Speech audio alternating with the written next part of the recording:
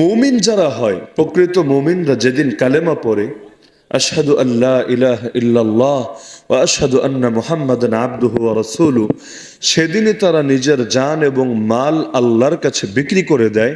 কারণ মুমিন এই পরিচয়ে সবচাইতে বেশি গর্ববোধ করে, সে আল্লাহর একজন নগণ্য গোলাম, আল্লাহর একজন বান্দা, আল্লাহর একজন দাস, এছাড়া আর কিছুই না।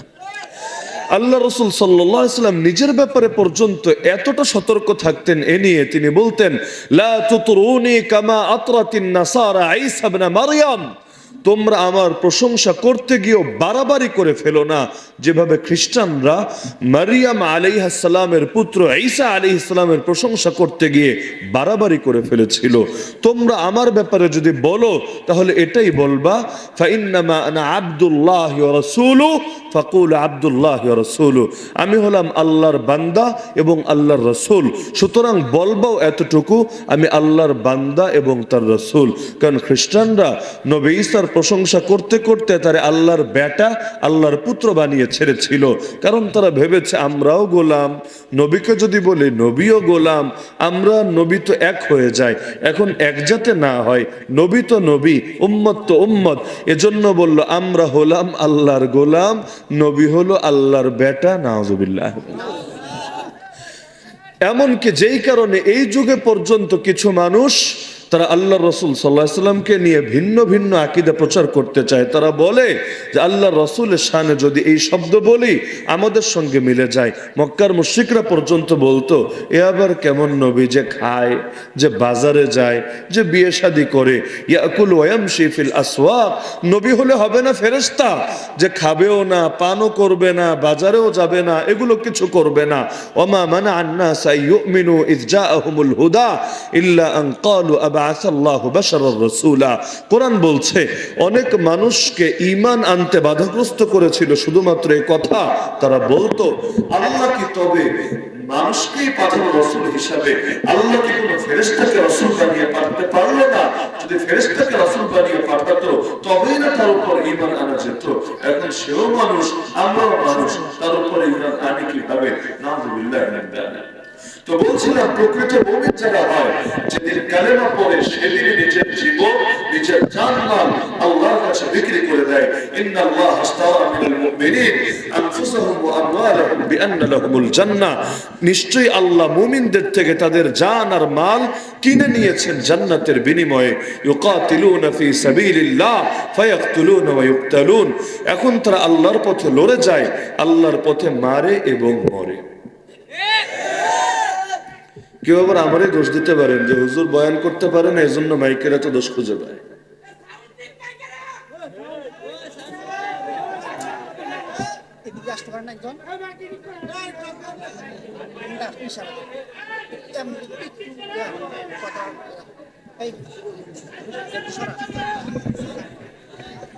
আওয়াজটা না কেন?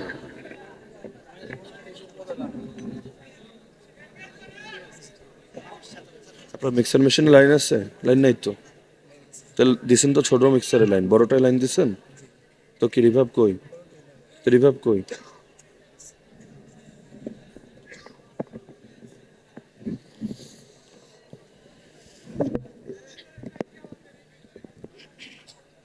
আর সবগুলো সাউন্ড বাড়ান, ইকো অফ করেন। আমি তো গজল গাবো না, ইকো দিয়ে রাখছেন কেন? আমার নিজের কাছেও মাইক নিয়ে কথা বলতে আসলে লজ্জা লাগে, আর ক্যামেরার জামান এগুলো বলাটা এমনি বিব্রতকর। কে আবার কোনটা নিয়ে কই নিয়ে লাগাবে, বহু ঝামেলা। আমিও বলতে চাই না, কিন্তু কষ্ট হলে না বলে উপায়ও থাকে না। এখন এমন তো না যে সারা বছর বয়ান করি না, আজকে প্রথম এখানে আসলাম, আর কোথাও করি না। আজকেও 4টা মাহফিল শেষ করি, 5 নাম্বার আপনার এখানে আসলাম, কোথাও তো মাইক নিয়ে কোনো টু শব্দও বলি নাই। তো এখন যদি ঠেকায় পরে বলা লাগেন, দোষ কি আমার? তো বলছিলাম যে আল্লাহ তাআলা মুমিনের জান আর মাল কিনে নেন জান্নাতের বিনিময়ে। তো যে ব্যক্তি জান বেচে দেয় আল্লাহর কাছে, মাল বেচে দেয় আল্লাহর কাছে, সে ব্যক্তির চিন্তা চেতনা তো এটাই হয়ে থাকে, আল্লাহর কাছে যেহেতু জান বেচেই দিয়েছি, সুতরাং আল্লাহ এখন এই জানকে যে কাজে লাগাতে বলবেন সে কাজেই লাগাবো। আমার পক্ষ থেকে কোনো আপত্তি নাই, আপত্তি করার কোনো যুক্তিও নাই। কারণ কোন মুখে আমি আপত্তি করব? নিজের মালিকানাধীন বিষয়কে অন্য কেউ যদি কোথাও ব্যবহার করতে বলে, আমি আপনাকে বললাম টাকাগুলো ওর কাছে দিয়ে আসতো, আপনি বলবেন কোন যুক্তিতে দিয়ে আসবো? আমার টাকা আমি কাকে দিব না দিব সেটা কি তোমার থেকে শুনতে হবে নাকি? তো মানুষ নিজের মালিকানাধীন জিনিসে অন্যের মন্তব্য পছন্দ করে না। তো আমার জান যদি আমার হতো, আমার যেখানে মনে চায় সেখানে আমি ব্যবহার করব, এটা নিয়ে অন্য কেউ মন্তব্য করতে পারতো না। কিন্তু আমার জানও আমার না, আমার মালও আমার না, আমার জানও আল্লাহর, আমার মালও আল্লাহর। এমনকি কোরআনে আয়াত আছে, আন-নাবিয়্যু আওলা বিল মুমিনিনা মিন আনফুসিহিম। এই আয়াতকে বোঝাতে গিয়ে হাকিমুল উম্মত মুজাদ্দিদে মিল্লাত শাহ আশরাফ আলী থানভী নাওয়াল্লাহু মারকাদা একটা উদাহরণ দিয়ে বোঝান, কেউ যদি নিজের প্রাণের উপর বিরক্ত হয়ে সিদ্ধান্ত নেয় আত্মহত্যা করবে, এখন আর বাঁচবে না দুনিয়ার বুকে, নিজের জানটাকে নিজেই বরবাদ করবে, এই সিদ্ধান্ত নিয়ে একটা পাহাড়ের চূড়ায় গিয়ে উঠলো। আওয়াজ কি বোঝা যাচ্ছে পেছনে? একটা পাহাড়ের চূড়ায় গিয়ে উঠলো, উদ্দেশ্য হলো পাহাড়ের চূড়া থেকে ঝাঁপ দিয়ে নিচে পড়বে, আর দুনিয়ায় বাঁচবেই না, আত্মহত্যা করবে। দুনিয়ার সব মুফতি ফতোয়া দিতে বাধ্য, তার জন্য এই কাজ হালাল হবে নাকি হারাম হবে? নিঃসন্দেহে হারাম হবে, কারণ তোমার জান তোমার কাছে আমানত, তুমি মালিক না। আমানত ভিন্ন জিনিস, ব্যবহার করতে দেওয়া এটা ভিন্ন জিনিস, আর কোনো কিছুর পরিপূর্ণ মালিক বানিয়ে দেওয়া ভিন্ন জিনিস। যেমন একটা মাসালা শোনেন, বিয়ে বাড়িতে গেলেন, জান্নাত তো মনে হয় আপনারা যান, বিয়ে বাড়িতে গেলেন, বহু আইটেমের খাবার দিল সামনে, এখানে রোস্ট আছে, এখানে গরুর গোশত আছে, খাসি আছে, দই আছে, বহু কিছু আছে। এখন ভাবলেন একা মানুষ কত আর খামো, এক বেলায় তো খাওয়াবি বেড়া, দ্বিতীয় বেলা তো আর খাইতে দিবি না, এখন এই ছোট একটা পেটে কতটুকু খাবারই আর লোড দিব, এক কাম করি যদ্দুর পারি খাই, বাকিটা পকেটে লইয়া বাড়িতে যাই। এখন ভাবলো ভাই একটা রান খাইলো, দুইটা পকেটে ঢুকালো, গোস্ত কিছু খেলো, আর পলিথিন হয়তো এক থেকেই ছিল, বাকিটা বাইপাস করে দিল। আপনাদের কি ধারণা এমন যদি করে তার জন্য সেটা জায়েজ হবে নাকি না জায়েজ হবে? এমনকি যদি সে ধরা খায়, ধরেন বের হওয়ার সময়ও ধরা খেলো, বা ধরা লাগবে না, কোনো এক পণ্ডিতে কোনো এক ফাঁকে খেলে ভিডিও করে রেখেছিল, ওর কি এলাকার মান ইজ্জত থাকবে নাকি ইজ্জতে পাঞ্চার হয়ে যাবে? কেন? কারণ তোমাকে যে এখানে বসানো হয়েছে, তোমাকে মালিক বানিয়ে দেওয়া হয় নাই এই খাবারগুলোর। মনে চাইলে খাবা, মনে চাইলে বাড়িতে নিবা, মনে চাইলে এতিমখানায় দান করবা, না, তোমাকে মালিক বানানো হয় নাই, তোমাকে এটা ভোগ করতে দেওয়া হয়েছে। সুতরাং ভোগ যতটুকু পারো তুমি করো, কিন্তু তুমি এটাকে এই ভোগের বাইরে নিজে বাইরে নিবা, নিয়ে বেচবা, কাউরে দিবা, দান করবা, অন্যরে খাওয়াবা, এই সুযোগ তোমার জন্য নাই। আপনাকে দাওয়াত দেওয়া হলো বিয়ে বাড়িতে, যাওয়ার সময় লগে আরেকটারে নিয়ে গেলেন এমনি, এগুলো বাঙালি করে, একজনরে দাওয়াত দিলে লগে হাদিয়া আরেকজনরে নিয়ে আসে। তো এই কারণে যদি দাওয়াত দেয় 80 জনরে, খাবার রান্না করে 120 জনের, তাও অনেক সময় ইজ্জত বাঁচানো দায় হয়ে যায়। এমন হয় নাকি হয় না? কেন? কারণ দাওয়াত দিয়েছে বাপরে ছেলে নিয়ে আসে, দাওয়াত দিয়েছে জামাইরে তো বউ নিয়ে আসে, দাওয়াত দিয়েছে একজনরে তো দোস্তরেও নিয়ে আসে, এটা তো স্বাভাবিক একটা ব্যাপার। তো এখন যখন এই কাজগুলো করে, এটাকে কোনো বিষয় মনে করে না, আরে আমারে খেতে দিয়েছে, একজন বেশি খেলে কি এমন লসটা হবে, একজনের খানা কি আর ড্যাগে হবে না? কিন্তু একজন একজন করে যে অনেকজন হয়ে যায়, এটা তো আর যাতে চিন্তা করে না। হাদিসে আছে যদি দাওয়াত ছাড়া কেউ গিয়ে ঢোকে, তাহলে ঢোকে চোর হয়ে, বের হয় ডাকাত হয়। দাখালা সারিকান ওয়া খারাজা মুগীরা। বলবেন হুজুর দুইটা হলো কেন? একটা হলেই তো চললো। যদি চোর হয় চোরই হোক, যদি ডাকাত হয় ডাকাতি হোক, তো ঢোকার সময় চোর, বের হওয়ার সময় ডাকাত, এটা আবার কেন? কারণ ঢোকার সময় ঢুকেছে চুপি সারে, এখন কপালে তো আর লেখা নাই কারে দাওয়াত দেওয়া হয়েছে কারে হয় নাই, এক চান্সে ঢুকে গেছে। তো বের হওয়ার সময় বুক ফুলিয়ে খেয়ে দিয়ে নিজের টাঙ্কির মধ্যে সব সাপ্লাই করে টাঙ্কিটা ভরে তারপর বের হয়ে এসেছে। তো এখন এই আচরণটা তো ডাকাতের সঙ্গে মিলেছে। তো এই উদাহরণ থেকে কি বুঝলেন? আপনার দাওয়াত দিলাম, আপনি আসলেন, যতটুকু আপনার এখানে অধিকার আছে এতটুকুই প্রয়োগ করতে পারবেন। যদি একটু বেশি করতে চান, তাহলে এটা বৈধতার সীমানা অতিক্রম করে এটা নাজায়েজ হয়ে যায়। এক জায়গার ছাড় আর এক জায়গায় প্রয়োগ করা যায় না। রমজান মাস আসছে কয়দিন পর, মনে করেন সারা বছর তো রোজা টোজা রাখেন না, ওই রমজানে খালি রাখতে শুরু করলেন। প্রথম দিন মনেই নাই দুপুরবেলা যে রোজা রেখেছেন, প্যাডের মধ্যে তো গুরুম গারুম শুরু হয়েছে। প্যাড খালি হলে অনেক সময় বিভিন্ন আওয়াজ করে না, হর্ন বাজাতে থাকে, সিগন্যাল দিতে থাকে। প্যাডের মধ্যে গুরুম গারুম শুরু হলো, ঘরের মধ্যে খাবার রেডি ছিল, গিন্নি ধরেন বাইরে গেছে, আর কেউ নাই, ব্যাস খাবারটা পাতে নিয়ে ধুমাধুম খাওয়া শুরু করে দিয়েছেন। এখন খেয়ে দিয়ে পেট ভরলেন, এরপর ঢেকুর দিতে দিতে মনে পড়লো, হায় রে আজকে তো রমজানের 1 তারিখ, আমি তো রোজাদার ছিলাম। এবার ফতোয়া আপনারাই বলেন, এই যে রোজার কথা ভুলে গিয়ে খাবার খেলো, রোজা হয়েছে নাকি হয় নাই? নিঃসন্দেহ হয়েছে। আল্লাহ তাআলা এই ছাড় এতটুকু দিয়ে রেখেছে, রফিআন উম্মতি আল খাতা ওয়ান নিসিয়ান ওয়া মাস্তুকরিহু আলাই। তো এখন আপনি ভুলে গিয়ে যেহেতু করে ফেলেছেন, সুতরাং রোজা ভাঙবে না, রোজাও হবে, মাঝখানে যা খাইছেন পুরোটাই লাভ হিসেবে থাকবে, লস নাই। দুনিয়াও পেয়ে গেলেন, আখিরাতও পেয়ে গেলেন, ইহকাল পরকাল উভয় জায়গা পেয়ে কামিয়াব হয়ে গেলেন। কিন্তু এখন আরেকজন লোক উযু করতে বসেছে, উযু করতে বসে কুলি করতে গিয়ে খবর নাই, একটু ধরেন গড়গড়ার সাথেই কুলি করতে চেয়েছে। এখন কুলি করতে গিয়ে কিছু তো মুখে আছে, একটু ভেতরে বাইপাস হয়ে গেছে। এবার আপনারা ফতোয়া দেন, রোজা কি আছে না গেছে? কেন? এটাও তো ভুল, ওটাও তো ভুল। আরে বাংলায় শব্দ ভুল হলে কি হবে? 2 ভুল 1 ভুল না। শরীয়ত ছাড় দিয়েছে কোন ভুলে? যেখানে আপনি যে রোজাদার এই কথাটাই ভুলে গেছেন, ভুলে গিয়ে খেয়ে ফেলেছেন। কিন্তু উযু করতে গিয়ে, গোসল করতে গিয়ে নাক দিয়ে মুখ দিয়ে যদি পানি ভেতরে যায়, এখানে আপনি যে রোজাদার বিষয়টা কিন্তু ভুলেন নাই, আপনার মনে আছে আপনি রোজাদার। আর এটা মনে থাকার পর ঝামেলাটা অন্য জায়গায় বেঁধেছে। তো 2 জিনিস দেখতে যেমন এক না, দুটোর মাসআলাও এক না। আমাদের বাংলাদেশে একটা ফতোয়া চলে, আপনাদের 18 বাড়িতে চলে কিনা আমি জানি না। 18 বাড়িতে তো অনেক কাজ কারবারি চলতে পারে, এলাকা তো আলাদা, তো প্রতিটা এলাকার আলাদা স্বকীয়তা থাকে। অনেক এলাকায় ফতোয়া চলে, আমরা বাঙালিরা এই ফতোয়া আবিষ্কার করেছি, খাওয়ার সময় সালাম দেওয়া যায় না, এতে গুনাহ হয়, এটা নাজায়েজ। শুনেছেন নাকি শুনেন নাই? আমি এটাই ভেবে পাই না, খাওয়ার সময় সুবহানাল্লাহ আলহামদুলিল্লাহ সব বলা যাবে, খাওয়ার সময় গল্প গুজবও করা যাবে, খাওয়ার সময় কিছু লাগবে নাকি লাগবে না সব আলাপ করা যাবে, দুনিয়া আখিরাতের সব কথাই বলা যাবে। খালি সালামের মধ্যে কি এমন কবিরা গুনাহ লুকায়ে আছে, সালামটা দিলে মহাপাপ হয়ে যাবে, বাকি সব কিছু ঠিকঠাক মতো চলবে। এই ফতোয়া কবে যে কে প্রথম আবিষ্কার করেছে আল্লাহ ভালো জানে, কিন্তু বাংলাদেশে এই ফতোয়া চলে নাকি চলে না? অথচ একটাবার তো বিবেকে বাধাও দরকার যে আমি সালাম দিলাম, হ্যাঁ এখন সালামটা যদি আবার এমন টাইমে দেয়, ধরেন একজন খাচ্ছে, খাবারটা মাত্র গলা পর্যন্ত এসেছে, এমন সময় কানের কাছে গিয়ে আসসালামু আলাইকুম এমন জোরে দিল, এটা হঠাৎ করে ভয় পেয়ে গিয়া খানা গলায় আটকে হয়তো মরেই গেল।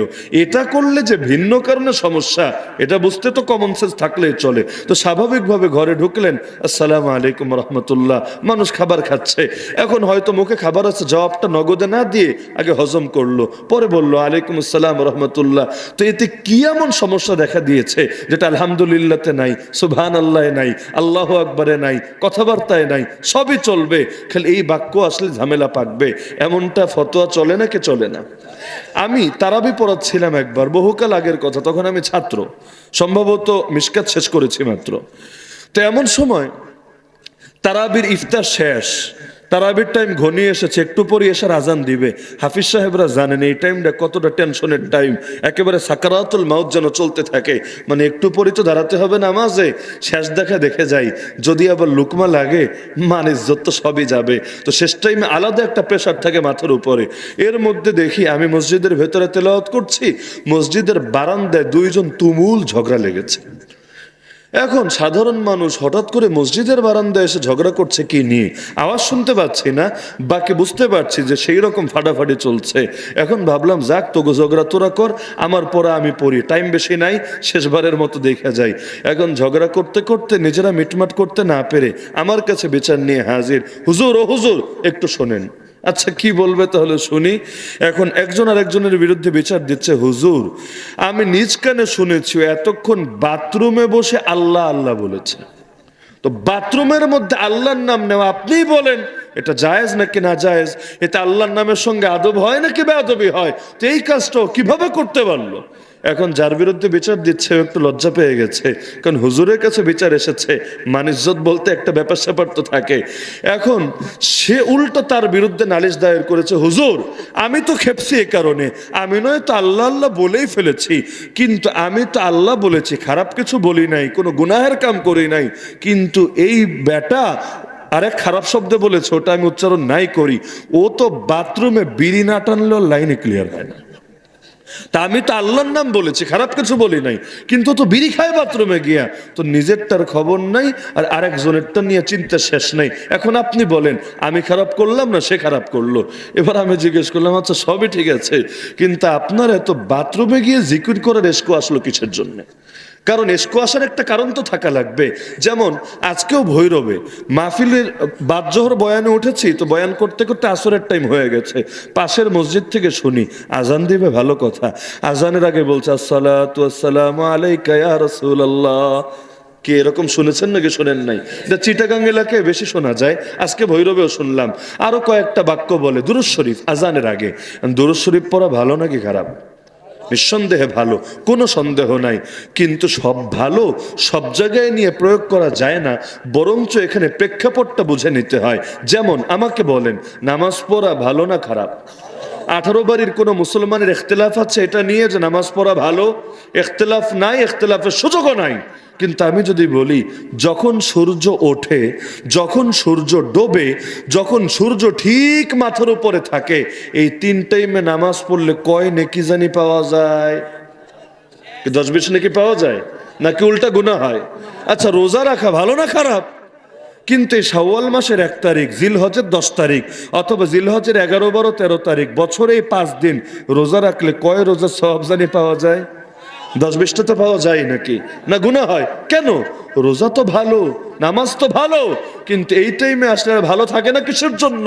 হ্যাঁ থাকে না ভিন্ন কারণে, যে নামাজ পড়লে তো সওয়াব হবে, কিন্তু এই 3 টাইমে ইবাদত করলে সূর্য পূজারীদের সঙ্গে মিলে যাবে, কারণ সূর্য পূজারীরা এই 3 টাইমে সূর্যের পূজা করে।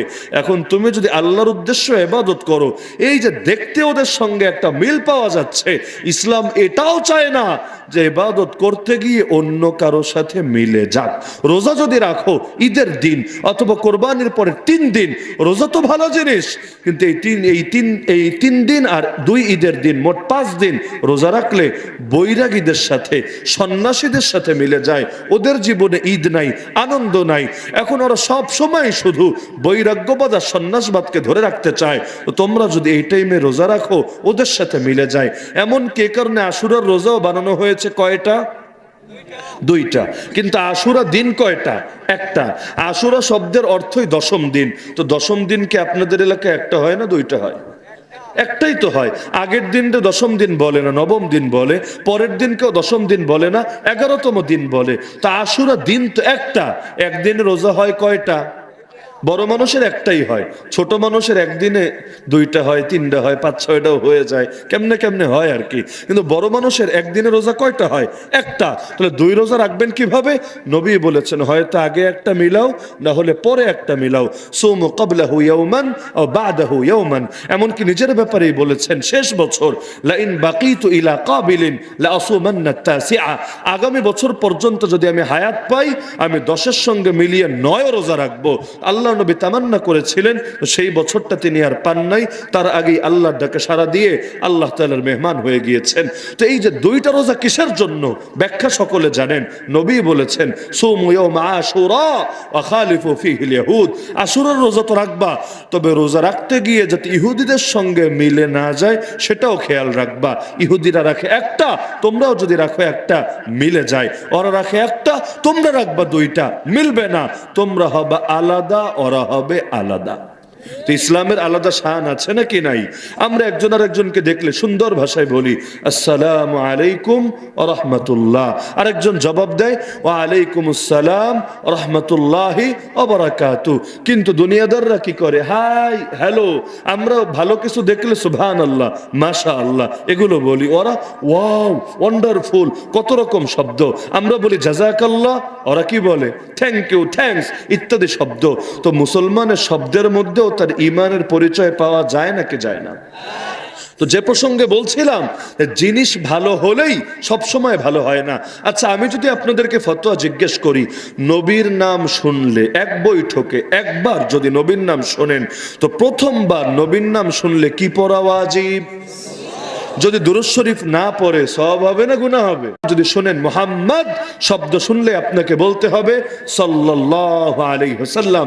দ্বিতীয়, তৃতীয়, চতুর্থবারও যদি বলেন আলহামদুলিল্লাহ সওয়াব পাবেন, না বললেও গুনাহ হবে না। তবে প্রথমবার বলা লাগবে, না বললে গুনাহ হবে। কিন্তু নামাজের মধ্যে দাঁড়িয়ে ইমাম সাহেব যদি তেলাওয়াত করে নবীর নাম নিয়ে, মা কানা মুহাম্মাদুন আবা আহাদিম মির রিজালিকুম, অথবা মুহাম্মাদুর রাসূলুল্লাহ والذين معه أشداء على الكفار رحماء بينهم। তো ইমাম সাহেব এই মসজিদে দাঁড়িয়ে যদি নবীর নাম বলে, একেবারে ডাইরেক্ট নাম বলে তেলাওয়াত করে, পেছন থেকে মুসল্লিরা তো চিল্লায়া উঠে না সাল্লাল্লাহু আলাইহি ওয়াসাল্লাম?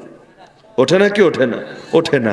একইভাবে আপনারা যখন খুতবা শোনেননি জীবনে? ঈদের খুতবা, জুম্মার খুতবা, খুতবা যখন হয় দুই কাজ তখন ওয়াজিব হয়ে যায়। এক নম্বর কাজ ফাসতামিউ লাহু, মনোযোগ দিয়ে শুনতে হবে। দুই নম্বর কাজ ওয়া আনসিতু, এবং চুপ থাকতে হবে, কথাও বলা যাবে না আর মনোযোগও নষ্ট করা যাবে না। এই দুটোই হলো ওয়াজিব খুতবা চলাকালে।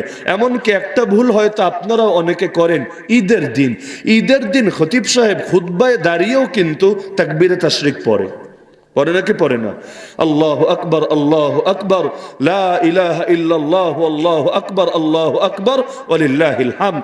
অনেক জায়গায় দেখবেন খতিব সাহেবের সঙ্গে তাল মিলিয়ে মুসল্লিরাও গুনগুন করে ওই খুতবা চলাকালেই আল্লাহু আকবার, আল্লাহু আকবার এটা পড়তে থাকে। তারা ভাবে হুজুররে সাপোর্টই দিচ্ছি, বকাঝকা তো আর দিচ্ছি না, একটু তাল না মিলালে কি ভাব আসে? কিন্তু না, মাসালা হলো খুতবা চলাকালে তাল মিলানো যাবে না। যেমন নামাজের মধ্যেও তাল মিলানো যায় না। যে সূরা, এমন সূরা পড়তে শুরু করলেন যেটা আপনি জানেন, ইন্না আতাইনাকাল কাউসার ফাসাল্লি লিরাব্বিকা ওয়ানহার, মানে আপনিও পেছন থেকে গিয়ার দিলেন ইন্না আতাইনাকাল কাউসার, এটা হবে নাকি হবে না? কাজ কি? চুপ থাকতে হবে, ইমাম যা বলবে শুনতে হবে। তো খুতবা চলাকালেও আপনার কাজ হলো শোনা এবং চুপ থাকা। চুপও থাকা লাগবে, শোনাও লাগবে। এমনকি নবী বলেন, যদি পাশে একজনে গল্প করে আর আপনি তারে বলেন আনসিত, আবার চুপ কর, ফাকাদ লাগা, আপনিও ভুল করেছেন, অনর্থক কাজ করেছেন। পাশের লোকেরও বলা যাবে না চুপ থাক। যেমন নামাজের মধ্যে পিচ্চি পোলাপান যদি পেছনে দুষ্টমি শুরু করে, এখন কি নামাজের মধ্যেই ঘাড় ঘুরায়া বা না ঘুরায়া বলবেন ওই ট্যাবলেট ক্যাপসুল চুপ থাক, ডিস্টার্ব করিস না নামাজে? নামাজের মধ্যে কেমন হুঙ্কার ছুড়বেন না? কেন? নামাজের শান নষ্ট হবে। তো খুতবার মধ্যে কাজ হলো শোনা। এখন যদি আপনি তাকবীরে তাশরিক বলেন, শান নষ্ট করেছেন। একইভাবে অনেকে আমিন আমিন বলে। আমরা যখন দোয়া করি আল্লাহুম্মা আনসুরিল মুসলিমিনা ফি গাজ্জা, আল্লাহুম্মা ইহফাজিল মুসলিমিনা ফি ফিলিস্তিন, আল্লাহুম্মা ওয়াফিকনা আন নুনকিদাল মাসজিদাল আকসা, অনেকে আমিন আমিন বা আল্লাহুম্মা আমিন বলতে থাকে, কিন্তু এটা খুতবার শান না।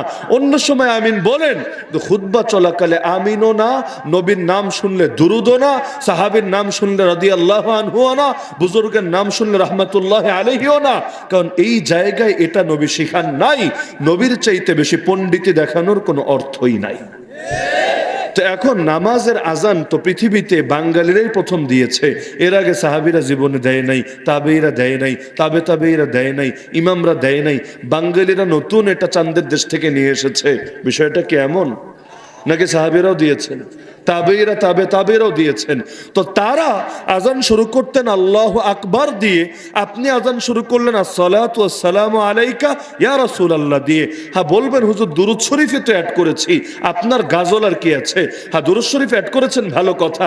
আগামীকাল আরেকজন দাঁড়িয়ে যদি আয়াতুল কুরসি অ্যাড করে, আল্লাহু লা ইলাহা ইল্লা হুয়াল হাইয়ুল কাইয়্যুম, পরের দিন আরেকজন দাঁড়িয়ে যদি সূরা হাসরের শেষ 3 আয়াত অ্যাড করে, হুয়াল্লাহুল্লাযী লা ইলাহা ইল্লা হু আলিমুল গায়বি ওয়াশ শাহাদা, পরে আরেকজন যদি সূরা ইখলাস অ্যাড করে কুল হুয়াল্লাহু আহাদ, সবাই বলবে আরে খারাপ কিছু বলেছি নাকি? কোরআনে তো তেলাওয়াত করেছি, দোয়া দরুদ তো পড়েছি।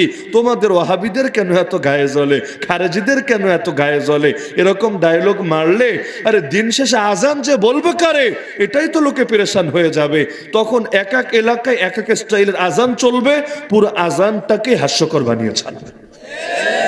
সুতরাং পণ্ডিতি নিজের থেকে দেখাতে হয় না, বরঞ্চ শরীয়ত যা আছে যেমন আছে তেমনই, এর চাইতে বেশি বুঝতে গেলে ভালো হয় না, বরঞ্চ হিতে বিপরীত হয়। কারণ শরীয়ত সির্ফ ইবাদতের নাম না, শরীয়ত হলো রাসূলুল্লাহ সাল্লাল্লাহু আলাইহি ওয়াসাল্লামের তরিকা অনুসরণের নাম। যে ইবাদত হবে তার তরিকা অনুসারে, সেই ইবাদত জান্নাতে নেবে।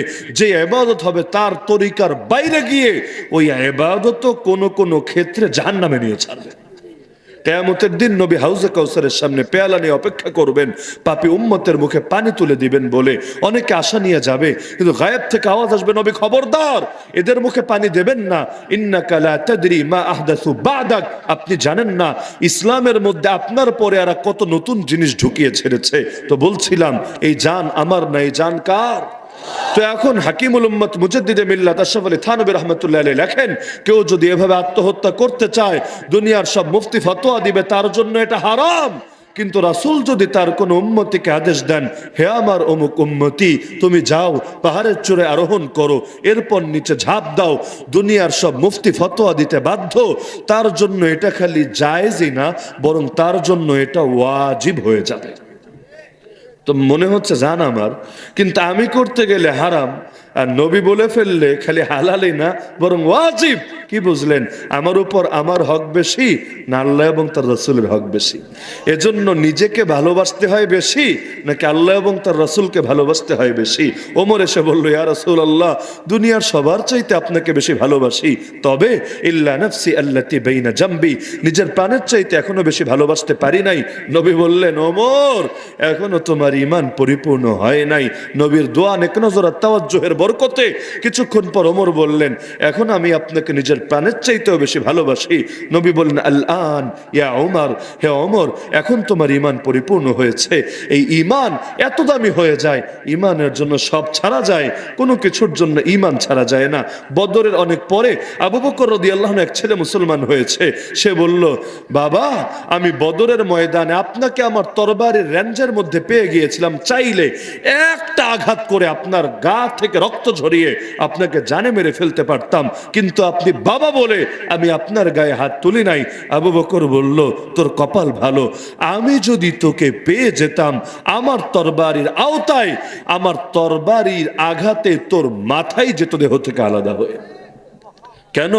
কারণ নবীর জন্য আমি পুত্রকে হারাতে পারবো, কিন্তু পুত্রের নিরাপত্তা দিতে গিয়ে আল্লাহর রাসূল আর তার সাহাবীদেরকে হুমকির মুখে ফেলতে পারবো না। এমনকি মুসআব বিন উমাইর রাদিয়াল্লাহু আনহু সাহাবী, বদর যুদ্ধে নবীর সঙ্গীও ছিলেন, তার আপন ভাই আব্দুল আজিজ বিন উমাইর, এই বিন উমাইর দিয়ে বুঝতে পারছেন বাপ একই, আব্দুল আজিজ বিন উমাইর গ্রেফতার হয়ে আসলো মুসলমানদের হাতে। 70 জন নিহত হয়েছিল বদরে, আর 70 জন বন্দী হয়েছিল মুসলমানদের হাতে। আল্লাহ রাসূল তাদেরকে মদিনায় এনে প্রথমে আদেশ দিলেন, ওদেরকে আপাতত এই খুঁটিগুলোর সাথে বেঁধে রাখো, আমরা পরামর্শে বসবো কি করা যায় পরে ভেবে দেখব, আপাতত ওদেরকে বেঁধে রাখো। যেহেতু তখন গারদ ছিল না, জেলখানাও ছিল না, বেঁধে রাখা হচ্ছিল। এখন আব্দুল আজিজ বিন উমাইর দেখলো তার আপন ভাই তার দিকে এগিয়ে আসছে, সঙ্গে আরেক অচেনা লোক। সে দেখে মনে মনে খুশি হলো, আরে ভাইরে পেয়ে গেছি। বিপদে আত্মীয়কে পেলে কিন্তু আলাদা শক্তি পাওয়া যায়। এমনকি আত্মীয় লাগবে না, জেলে গিয়ে যদি দেখেন ঈশ্বরগঞ্জের একজনকে পেয়ে গেছেন জেল গার্ড হিসাবে, দেখবেন আলাদা একটা শক্তি পাওয়া গেছে। কিরে দেশি, টুকটাক উপকার করবো তো? সেও চিন্তা করবে, বলবো উপকার করতে পারি বা না পারি, ক্ষতি তো করব না। তো নিজের ভাইরে দেখে মহা খুশি, যাক আমার কপাল খুলে গেছে, আমার ভাইকে আমারে বাঁধবে, আমার শাস্তি দিবে, পিটাবে, কিছুই তো করবে না। মুসআব বিন উমাইর কাছে আসলো, সঙ্গে ওই যে আরেকটা লোক, আরেক লোক, উনি মক্কার কেউ না, উনি হলো মদিনার সাহাবী, যাদেরকে আপনারা চেনেন আনসারী সাহাবী নামে। এবার মুসআব বিন উমাইর আনসারী সাহাবীরে বলল, এই লোকটারে টাইট করে বেঁধে রাখো, তার মায়ের অনেক টাকা পয়সা আছে, অর্থ সম্পদ আছে, এর ঠিকঠাক মতো তোমার নিয়ন্ত্রণে রাখো, পর্যাপ্ত পরিমাণ মুক্তিপণ দিয়ে তোমারে খুশি করে ছাড়িয়ে নিয়ে যেতে পারবে। এটা শুনে ওই ভাইয়ের উপরে আসমান ভেঙে পড়লো, হায় রে, এটা আবার কেমন গাদ্দারি! উপকার করতে বললে করুক, কিন্তু উল্টো উস্কানি দিচ্ছে তার বিরুদ্ধে। এখন সে কষ্ট পেয়ে বলল, তুমি আমার কেমন ভাই, ভাই হয়ে এ আচরণ তুমি কিভাবে করলে? এখন মুসআব বিন উমাইর ঈমানের বলে বলিয়ান হয়ে গর্জে উঠলেন, চুপ থাক নরধম! আল্লাহর রাসূলের বিরুদ্ধে যে তরবারি ধারণ করে, আল্লাহর কসম সে আমার ভাই হতে পারে না। আরে তুই আমার ভাই না, যে এখন তোকে টাইট করে বাঁধবে সে আমার ভাই। কি বুঝলেন? ঈমান সবচাইতে আপন, সবকিছুর উপরে আল্লাহ এবং তার রাসূলের সঙ্গে তুলনীয় কোনো কিছুই হতে পারে না। আল্লাহ এবং তার রাসূলের জন্য সব ছাড়া যায়, কোনো কিছুর জন্য তাদেরকে ছাড়া যায় না। তো এই জান আল্লাহর, এই মাল আল্লাহর। আল্লাহর পক্ষ থেকে যদি আওয়াজ আসে হাইয়া আলাস সালাহ, মুসলমান তখন ছুটে আসবে নামাজে। পৃথিবীর কোনো শক্তি তাকে নামাজ থেকে ফিরিয়ে রাখতে পারবে না। ওই কথা আছে না, নামাজকে বলো না কাজ আছে, কাজকে বলো আমার নামাজ আছে। কারণ কাজ এটাও আল্লাহর আদেশেই, কারণ ফ্যামিলির জীবিকা অর্জন করতে বলেছেন কে? আল্লাহ। এটাও ফরজ।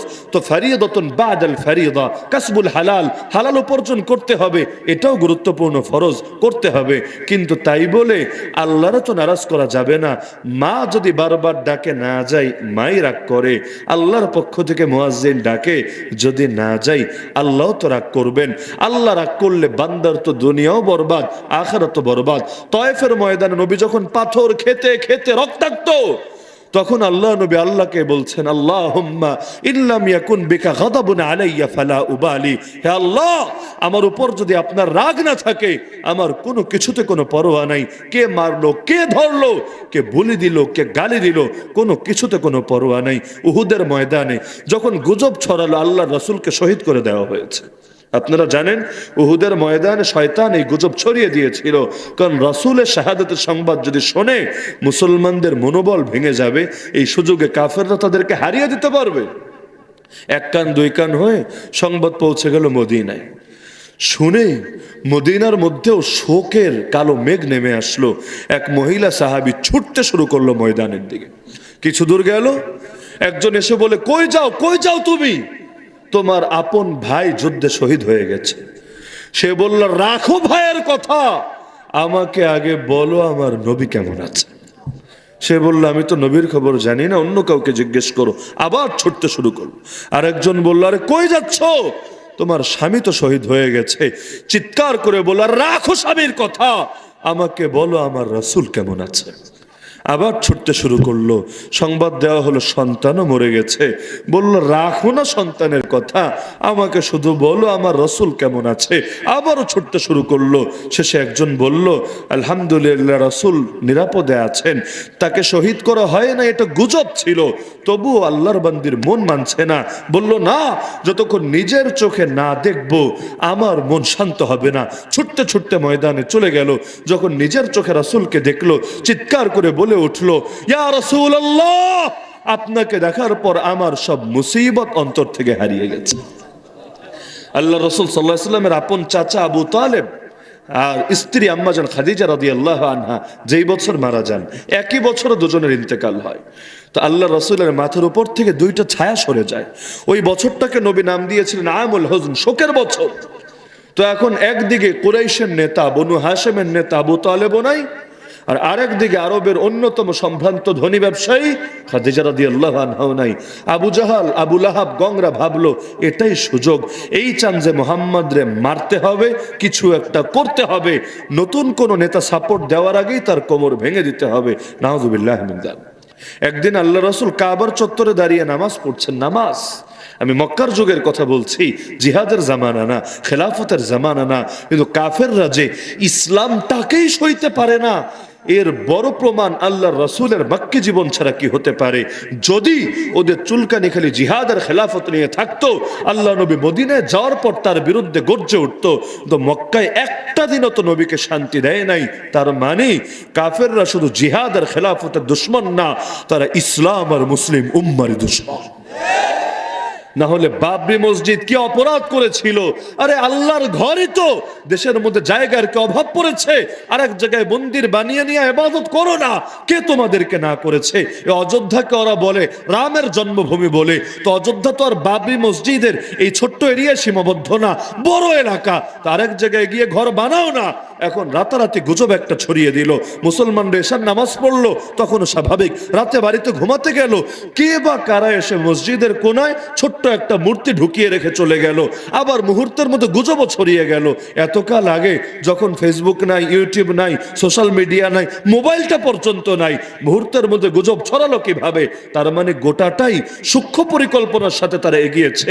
রাতের মধ্যেই ফজর হওয়ার আগেই দলে দলে সনাতনীরা, হিন্দুরা এসে ভিড় করলো পূজা করবে বলে। তারা বলল এটা মসজিদ না, এটা মূলত রামের মন্দির ছিল, এটাকে দখল করে মসজিদ বানানো হয়েছে, যার প্রমাণ হলো এই মূর্তি।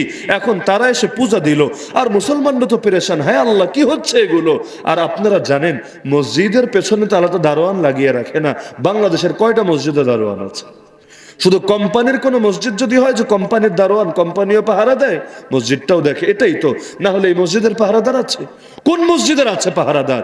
তো রাতের বেলা এসে কে করবে? এটা কেমনে জানবে? এই আধুনিক যুগে এসেই আমরা যখন কারাগারে, কুমিল্লায় মনে নাই কিভাবে কোরআনকে অপমান করেছে, মন্দিরের মধ্যে মূর্তির কাছে গিয়ে কোরআন রেখে দিয়ে এসেছে। আধুনিক জামানা, চাইলে বের করা সম্ভব, তাও তো আজও পর্যন্ত মূল রহস্য বের হয় নাই। একটারে ধরে জেলে ঢুকিয়ে দিয়েছে, অথচ ওইটা পুরেই গাঞ্জুইটটা তার সেরা, ওর সাথে এটা মিলেই না। ওর 10 টাকা দিলে যা বলতে বলবো তাই বলতে রাজি হয়ে যাবে। তো রাতারাতি পুজো শুরু হয়ে গেল। ব্যাস, এখন যেহেতু ইখতিলাফ হয়েছে, ইদা তাআরাযা তাসাকাতা, আজীব মূলনীতি, তোমরাও বন্ধ থাকো, তোমরাও বন্ধ থাকো। এরপর কিছুদিন পর প্রত্নতত্ত্ববিদ দিয়ে গবেষণা করে বের করলো এই মাটির নিচে এক সময় অন্য স্থাপনা ছিল। তো মসজিদ খালি জায়গায় বানাতে হবে এমন কোনো ফতোয়া আছে নাকি? মসজিদ এমন জায়গায় বানানো যায় যেখানে এক সময় মার্কেট ছিল, এক সময় ঘর ছিল, এক সময় অন্য কিছু ছিল, হতে পারে নাকি পারে না? তো এখন মসজিদ বানানোর জন্য খালি মাঠ হতে হবে, এটা তো শর্ত না। তো এখানে অতীতে কি ছিল আল্লাহ ভালো জানে, কিন্তু শুধুমাত্র এতটুকুই প্রমাণ করতে পেরেছে যে মাটির নিচে আগে কোনো একটা ঘর ছিল, মানে এটাই প্রথম ঘর না, এই জায়গায় পূর্বে আর একটা স্থাপনা ছিল।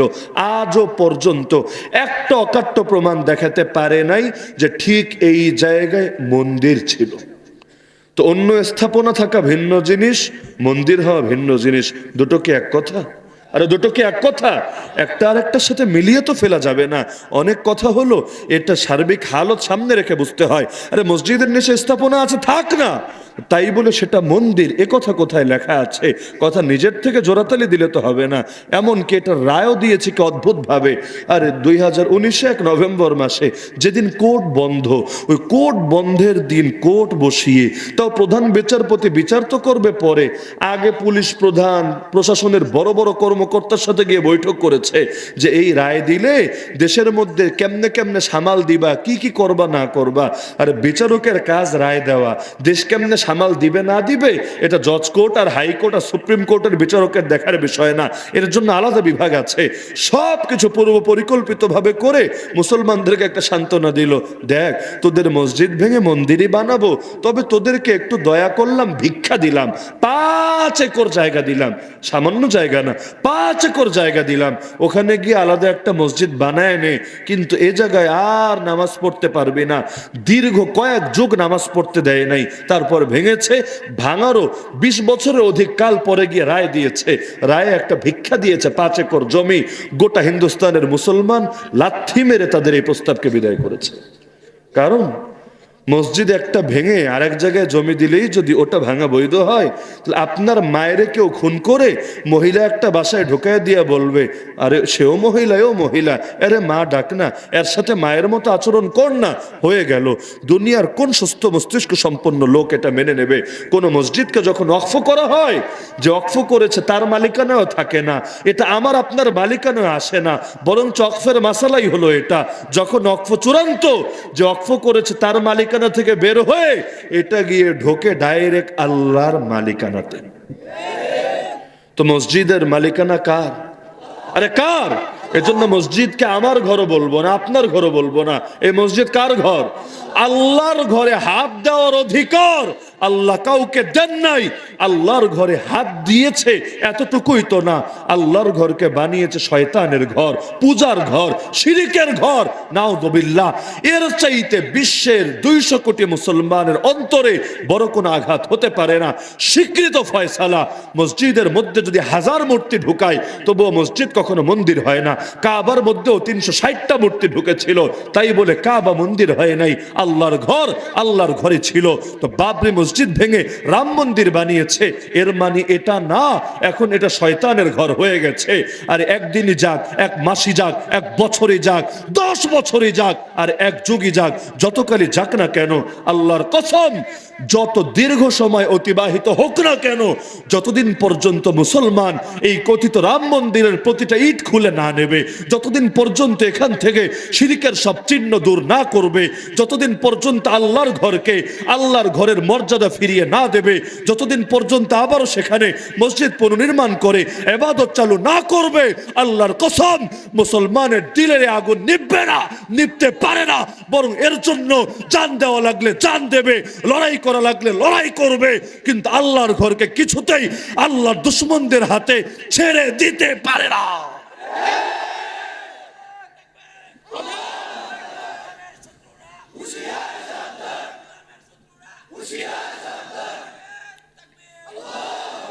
দুশ্মনী কোন পর্যায়ে থাকলে মসজিদের সঙ্গে আচরণ করে, মুসলমানদের প্রথম কেবলাকে পর্যন্ত দখলে রেখেছে, এটাও ভেঙে মন্দির বানাবে। মন্দির নাম হবে থার্ড টেম্পল বা সুলাইমানি টেম্পল।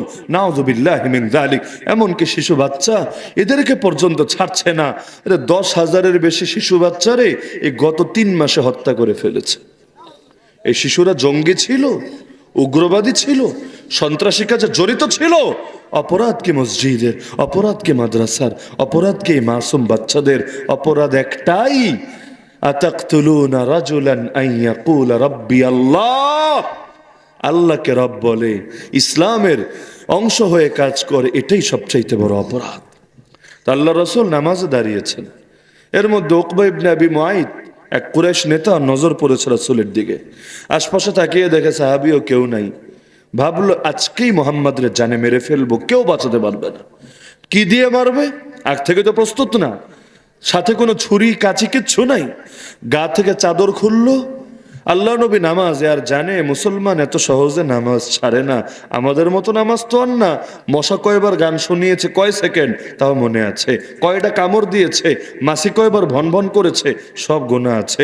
এমনকি নামাজের মধ্যে চোখের কোনা দিয়ে ঘড়িও দেখে, কি রে তারাবে কি আজকে শেষ হবে না? একেবারে 5G'র গতিতে, 2G গতিতেই কি পুরা নামাজ পড়াবে? এগুলো তো আমাদের হালত, কিন্তু ওই জামানার হালত তো এমন ছিল না। গা থেকে চাদর খুলে আল্লাহ নবীর গলায় পেঁচিয়ে ধরে 2 পাশ থেকে টানতে লাগলো, উদ্দেশ্য শ্বাস বন্ধ করে আজকে নবীরে হত্যা করে ফেলবে। কত শখ তাদের, নবীকে মারতে পারলেই যেন বাঁচে। অথচ এই নবী সেই নবী যিনি আসমানের চাইতেও দামি, জমিনের চাইতেও দামি, আরশ কুরসি লৌহ কালামের চাইতেও দামি, রবের পর যিনি সবচাইতে সম্মানী, গোটা আসমান জমিন কুল কায়নাতকে মিলালেও যার পায়ের ধুলার সমান হবে না, এই নবী সেই নবী। সেই নবীকে মারতে পারলেই যেন বাঁচে। কত ষড়যন্ত্র, কেউ বিষ খাওয়ায়, কেউ জাদু করে, কেউ পাথর ছুটতে ছুটতে রক্ত ঝরায়, আর এই জালেম এসে গলায় চাদর পেঁচিয়ে শ্বাসরুদ্ধ করে হত্যা করার চেষ্টা করে। এমনকি আমি তো এটা ভাবলে অবাক হই, বাঙালি বলে না এক হাতে তালি বাজে না, এটাই তো প্রসিদ্ধ কথা, কিন্তু তারা নবীর শানে এক হাতেও তালি বাজিয়ে দেখেছে। আবু জাহাল নিজ থেকে গায়ে পড়ে নবীর সাথে যুদ্ধ বাঁধিয়েছে। হামজা রাদিয়াল্লাহু আনহু কিভাবে মুসলমান হয়েছিলেন ইতিহাস পড়ে দেখেন না। হামজা কোন সাহাবীর দাওয়াতে বা নবীর সরাসরি দাওয়াতে ডাইরেক্ট প্রভাবিত হয়ে মুসলমান হয়েছেন, বিষয়টা এমন না। তিনি গিয়েছিলেন শিকারে, আল্লাহ নবী ফিরছিলেন দাওয়াত শেষ করে বাড়ির দিকে। আবু জাহালের চোখ পড়ল, কিরে মুহাম্মদ দেখে একা একা বাড়িতে যাই একটু ঝগড়া লাগাই মুহাম্মাদের সাথে। কিছু মানুষের গায়ে চুলকানি থাকে, হুজুর দেখলে, মোল্লা মুন্সি দেখলে টিটকারি না মারলে ওদের পেটের ভাতি হজম হয় না। কারো হলো হুজুর দেখলে চুলকানি ওঠে, কারো বোরকাওয়ালা মা বোন দেখলে চুলকানি ওঠে। তখন গিয়ে ওরা নিজেদের আসল ভেতরের রূপটা বের করে। উপরে তো একটা খোসা, মানুষের খোসা, কিন্তু এই খোসার ভেতরে অনেকের ভেতরের রূপটা সুরের চাইতে নিকৃষ্ট। তো নবীরা গালিগালাজ করতে লাগলো গায়ে পড়ে। কিন্তু আপনার কি ধারণা, নবীকে গালির জবাব গালি দিয়ে দিবেন? আল্লাহ নবী জীবনেও খারাপ কথা বলতেন না। যে যত গালিগালাজ করুক, নবী গালির জবাবে কখনো গালি দিতেন না। তো নবী একদম চুপ। আর জামানা যেহেতু মক্কার জামানা, এখন তো জিহাদও করবেন না, এখন তো ওর উপরে আঘাতও হানবেন না, কারণ পরবর্তীতে কিন্তু গালিদাতাদেরকে নবী ছাড়েন নাই।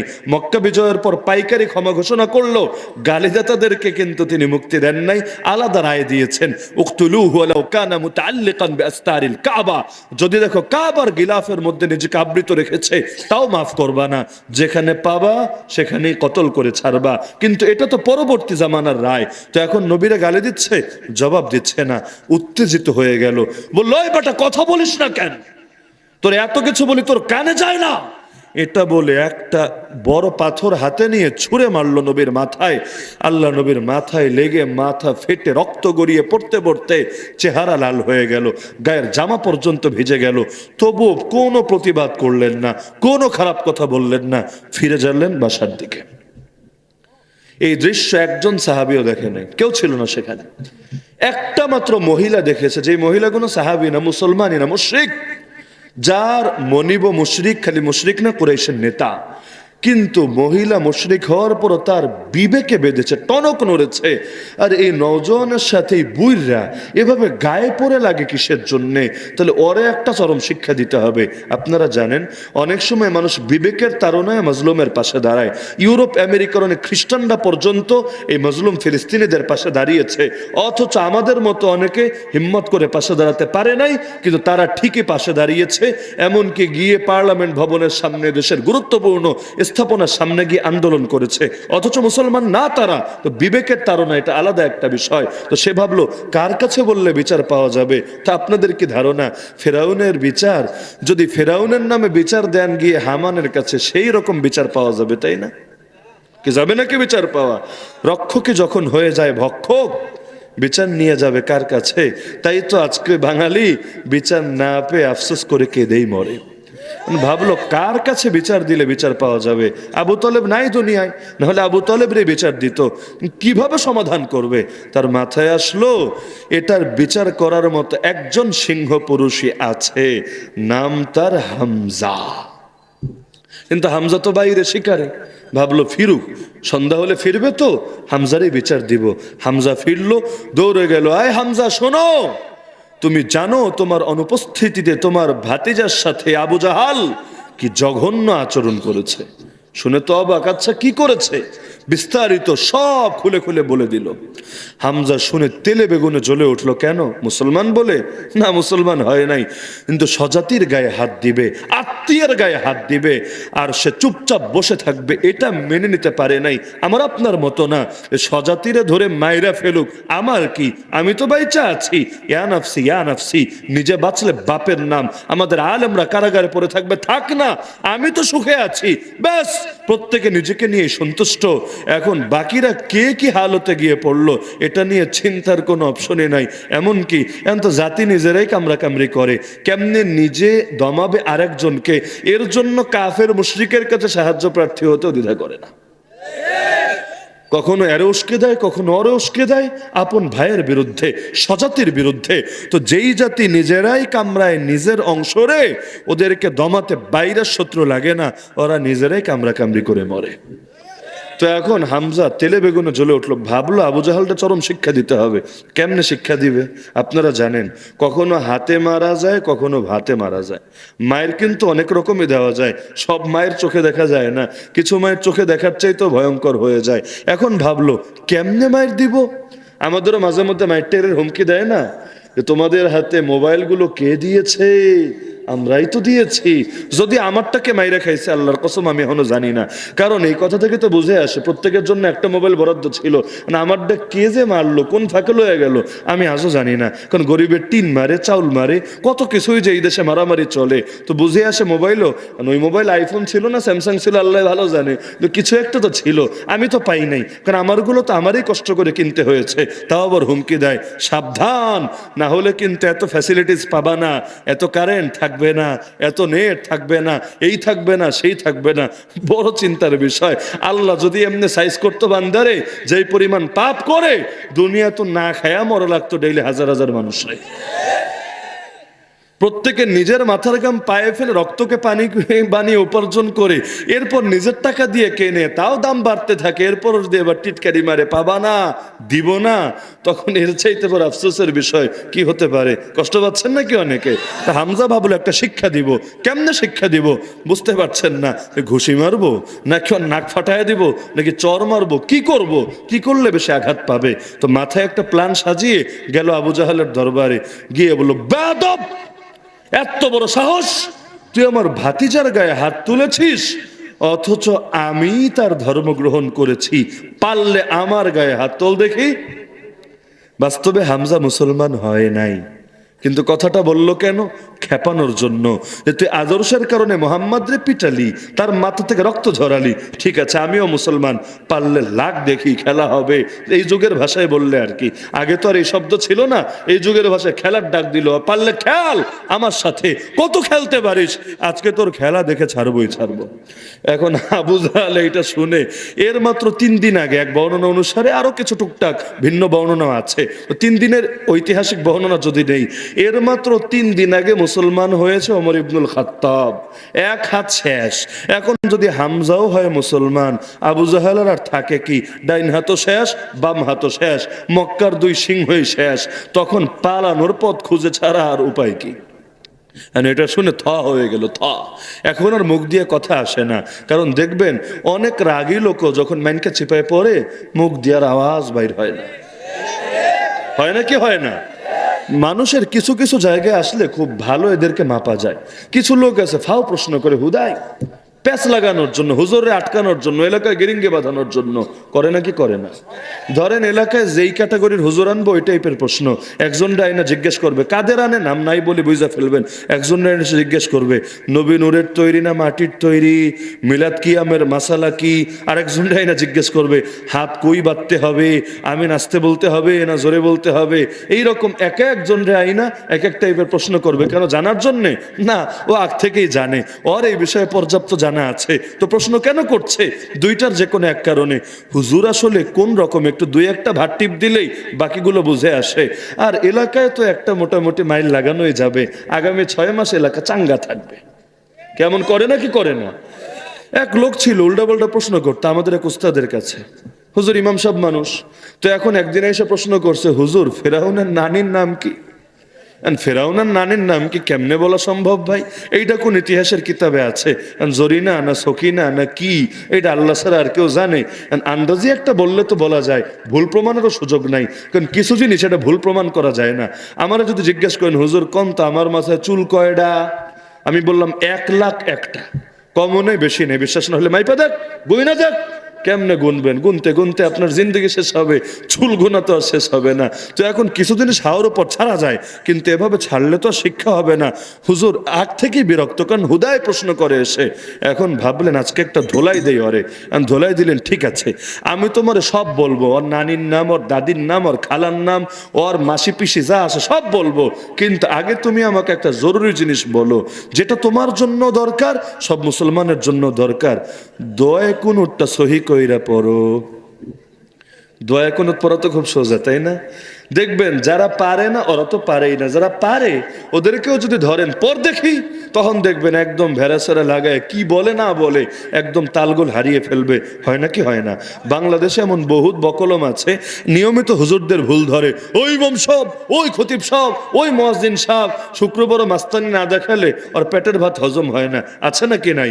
কিন্তু দেখবেন জানাজা আর ঈদের নামাজ, যেই নামাজগুলো কম বেশি সবাই পড়ে, ফরজ নামাজ না পড়লেও জানাজার নামাজ, ঈদের নামাজ সবাই পড়ে না, এই নামাজগুলো তো দেখবেন এত বড় বড় শিক্ষিত, কোন হুজুর ধর্মের অপব্যাখ্যা করে, কোন হুজুর ধর্মের সঠিক ব্যাখ্যা করে, এগুলো নিয়েও যারা ফয়সালা দেয়, এই রকম লোকগুলোর দেখবেন জানাজায় আসলে এমন প্যাঁচ লাগানো লাগায়, কেউ তো জানাজায় ও তাকবীর দিয়ে হাত তুলতে থাকে, আবার কেউ দেখবেন এই যে মুখটা যে বন্ধ করেছে তো করেছেই মাশাআল্লাহ, ঠোঁট আর তার নড়েই না।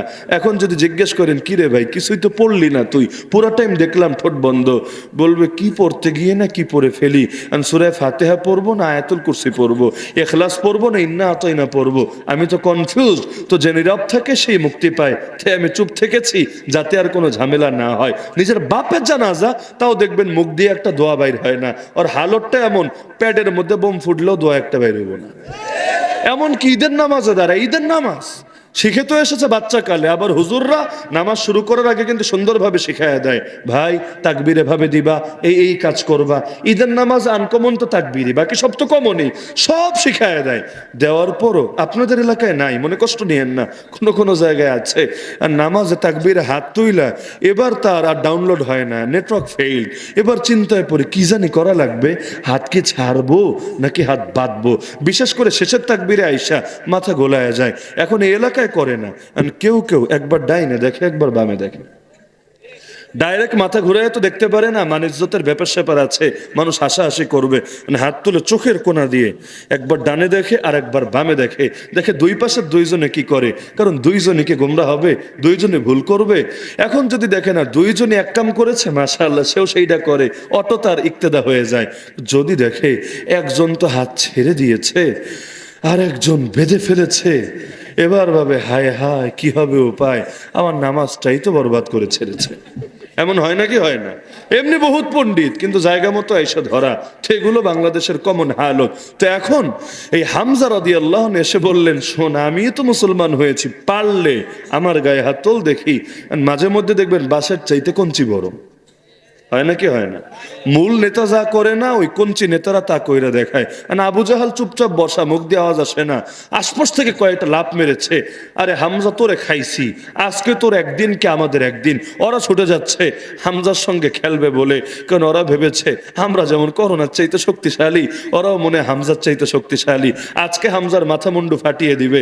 কিন্তু আবু জাহাল তো জানে হামজার গায়ে টোকা লাগলে পরিণতি কি হবে, কারণ দুনিয়ার বলদরা না বলে মোল্লার দৌড় মসজিদ পর্যন্ত, টিটকারি মারে না, মোল্লার দৌড় মসজিদ পর্যন্ত।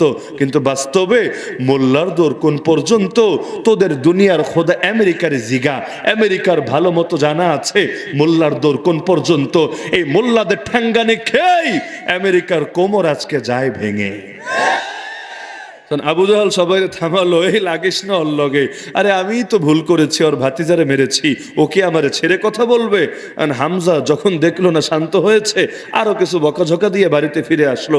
এসে তো ভেতরে উথাল পাতাল শুরু হয়েছে, কামটা কি করলাম, আমি তো মুসলমান না, এই পরিচয় কেন দিলাম, কালকে সবাই যখন জানবে আমার মুখে তো চুনকালি পড়বে। কারণ আরবের মানুষরা মিথ্যা বলাকে অনেক ঘৃণার চোখে দেখতো, আর যারা মিথ্যাবাদী ওদেরকে কেউ নেতা মানত না। এমনকি আবু সুফিয়ানের হাদিস পড়েন, সেই ওই সহিহ বুখারীর প্রথম অধ্যায়ে পাবেন, সম্রাট হিরাক্লিয়াস সেই রোম সম্রাটের সামনে গিয়ে পর্যন্ত মিথ্যা বলে না, এই ভয়ে লোকে যদি জানে সে মিথ্যা বলেছে, কারণ পেছনে তার কাফেলার লোকেরা, সামনে সে যদি দেখে মিথ্যা বলেছে, ওর নেতাগিরি লোকে ছুটায় দিবে।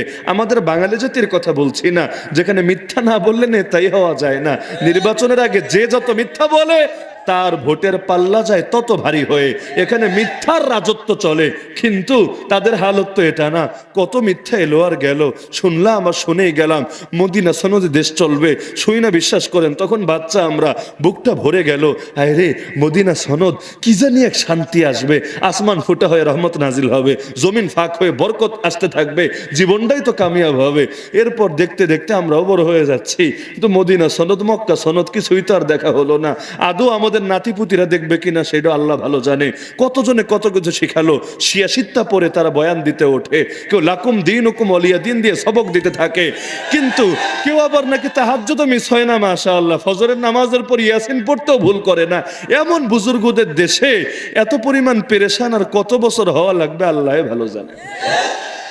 কষ্টের কথা বলি আর কি, কষ্ট শেয়ার করলে নাকি মনটা একটু হালকা থাকে। আপনাদের মনে হয়তো কষ্ট নাই, আমার মনে বহুত কষ্ট আছে, খালি শুনেই যাই আর শুনেই যাই আর শুনেই যাই, তো দেখার হয় না। আদৌ কোনোদিন দেখতে পারবো কিনা আল্লাহ ছাড়া কেউ জানে না।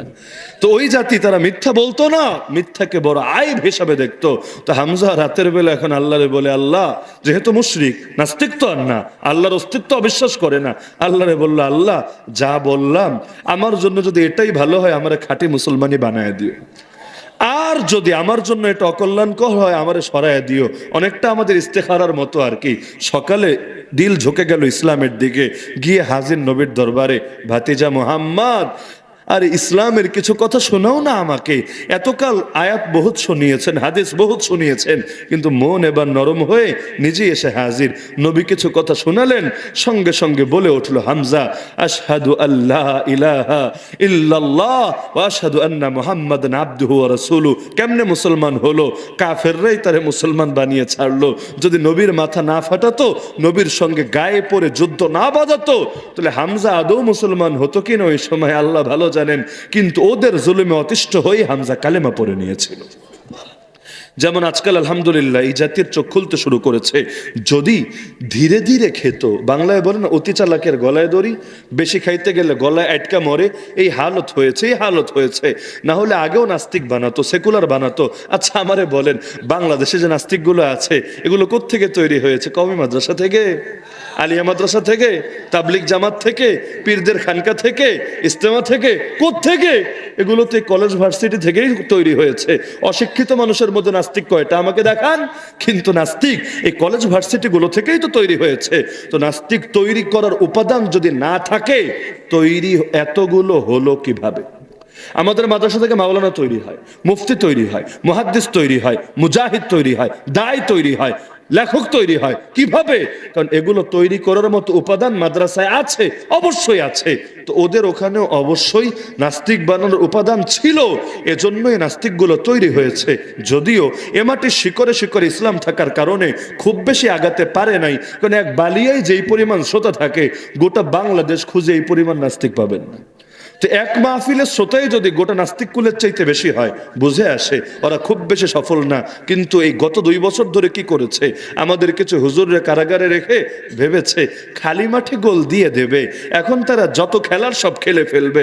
গত বছর বান্দর তত্ত্ব, আর এই বছরে শরীফ শরীফা, আরো কত আকাম কুকাম ঢুকিয়ে ভেবেছে সবাই রাতারাতি মনে হয় নাস্তিক মুরতাদ বেঈমান বানিয়ে ছাড়বে। কিন্তু তারা জানে না, অতি লোভে তাতি নষ্ট।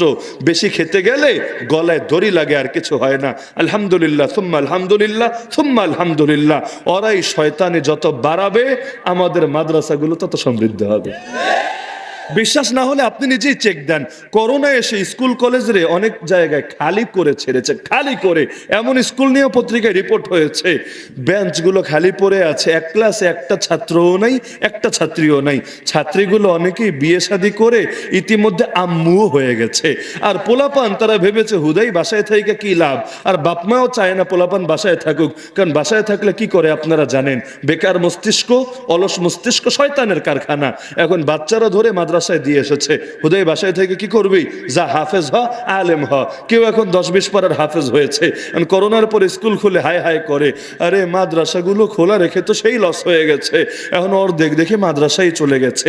গত 2 বছর ধরেও ছাত্র কমে নাই, ছাত্র বাড়ছে আলহামদুলিল্লাহ, আরো বাড়বে, আরো বাড়বে। হয়তো ওরা নিজেদেরকে শুধরাবে, শিক্ষা সিলেবাস ঠিক করবে। জাতি ওদের ওই স্কুল কলেজে 3 তালাক দিয়ে, 1 তালাকও না, 3 তালাক দিয়া বাপের বাড়ি পাঠাবে। বাপের বাড়ি কোনটা নাই বললাম, বাপের বাড়ি বিদায় করবে, লাল কার্ড দেখিয়ে ময়দানের বাইরে পাঠাবে। আর লাভটা ইনশাল্লাহ আমাদেরই হবে। মাদ্রাসায় আমরা তখন জায়গা দিতে পারবো না ইনশাআল্লাহ। তো বেশি খেতে হয় না, ধীরে ধীরে যদি খায় এটা সহনশীল হয়। বেশি খেতে গেলে গলায় বাজে। তো যেই ঘটনা টানছিলাম এটা বলে আলোচনার ইতি টানি। উকবা ইবনে আবি মুআইদ নবীর গলায় চাদর পেঁচিয়ে শ্বাসরুদ্ধ করে মারতে চাইলো। সাঙ্গপাঙ্গগুলো এসে কেউ ঘুষি মারছিল, কেউ থাপ্পড় মারছিল, কেউ নবীর জামা ধরে টানা হাঁচড়া করছিল, কেউ ধাক্কা দিয়ে আল্লাহর রাসূলকে ফেলে দিল কাবার দেয়ালে। এরপর টেনে হিচড়ে নবীর গা থেকে রক্ত ঝরাতে লাগলো। সেখানে উপস্থিত হলেন সাহাবী আব্দুল্লাহ বিন মাসউদ রাদিয়াল্লাহু আনহু, বুখারীর হাদিস। তিনি বলেন, এই দৃশ্য দেখে নিজেকে সামলাতে পারছিলাম না, চোখ বেয়ে বেয়ে পানি গড়িয়ে পড়ছিল, অন্তরটা ফেটেই যাচ্ছিল। খালি আফসোস করছিলাম, লাউ কানা লি মানা, আজকে যদি আমার একটা প্রতিরক্ষা বাহিনী থাকতো, ওদেরকে শিক্ষা দিয়ে দিতাম। কিন্তু একা মানুষ, আমি কি করি? জিহাদের আদর্শ আসে নাই তখনও। আবার তার ঘরও মক্কায় না, আত্মীয় পরিজনও কুরাইশের মধ্যে না। তো একা তিনি কি করবেন? তিনি ভেবে পেরেশান। এর মধ্যে তিনি বলেন, দেখলাম একজন বীর ছুটে আসছে। এসে একজন একজন করে মুশরিককে ধাক্কা দিয়ে সরিয়ে নবী পর্যন্ত পৌঁছে গেল। আর চিৎকার করে বলতে থাকলো, আতাকতুলুনা রাজুলান আন ইয়াকুলা রাব্বি আল্লাহ। তোমরা কি একজন লোককে কেবল এই অপরাধে মেরে ফেলবা যে সে বলে আমার রব আল্লাহ? ব্যাস, এবার শুরু হলো তার উপর নির্যাতন। সেই মানুষটার কেউ না, সিদ্দিক আকবর আবু বকর রাদিয়াল্লাহু আনহু মারতে মারতে চেহারা ফুলিয়ে ফেললো, গা থেকে রক্ত ঝরাতে ঝরাতে অজ্ঞানী বানিয়ে ফেললো। যখন জ্ঞান ফিরল দীর্ঘ সময় পরে, প্রথম যেই বাক্যটা বলেছিল, জলদি বলো আমার নবী কেমন আছে। এটার নাম না মহাব্বত। মোহাব্বত খালি জেলাপি ঠোঙ্গা দেখলেই বের হয় এমন না। মোহাব্বত খালি শিন নিয়াত তবরক আসলেই উপচে উপচে পড়ে এমন না। আসল মোহাব্বত সেটা যে নিজের প্রাণের চাইতেও বেশি মূল্যবান হয়ে যায়, যার জন্য সব ছাড়া যায়, কোনো কিছুর জন্য সেটাকে ছাড়া যায় না। তা আল্লাহর কাছে জান বেচতে রাজি আছেন তো? মাল বেচতে রাজি আছেন তো? আল্লাহ এবং তার রসুলের মহাব্বত সব মহাব্বতের চাইতে বেশি হবে অন্তরে, এটা করতে রাজি আছেন তো? যদি পারেন দুনিয়াতেও কামিয়াব, আখিরাতেও কামিয়াব। সহজ না, বলা যত সহজ, করা এত সহজ না। চেষ্টা চালান, একদিন না একদিন পারবেন ইনশাআল্লাহ। বিশেষ করে বেশি বেশি আল্লাহর নামে জিকির করেন, নবীর নামে দুরূদ পড়েন, আল্লাহ এবং তার রাসূলকে ভালোবাসা সহজ হবে ইনশাআল্লাহ। আর যদি তকদিরে থাকে বেশি বেশি দুরূদ শরীফ পড়ার কারণে নবীর দিদারও নসিব হবে, কিয়ামতের দিন শাফাআতও নসিব হবে, দুনিয়া রওজায়ে আতহারে জিয়ারতও নসিব হবে, আর হাশরের ময়দানে শাফাআতের পানিও নসিব হবে। সুতরাং আল্লাহ এবং তার রাসূলকে ভালোবাসার জন্য সর্বাত্মক চেষ্টা চালান, পারবেন তো ইনশাআল্লাহ। তো দোয়া চাই, দোয়া করি আল্লাহ আমাদের সবার দিলের মধ্যে তার ভালোবাসা ঢেলে দিন, তার রাসূলকে দুনিয়ার সবার চাইতে, এমনকি নিজের প্রাণের চাইতেও বেশি ভালোবাসার তৌফিক দিন। আমিন। ওয়া আখিরু দাওয়ানা আনিল হামদুলিল্লাহি রাব্বিল আলামিন।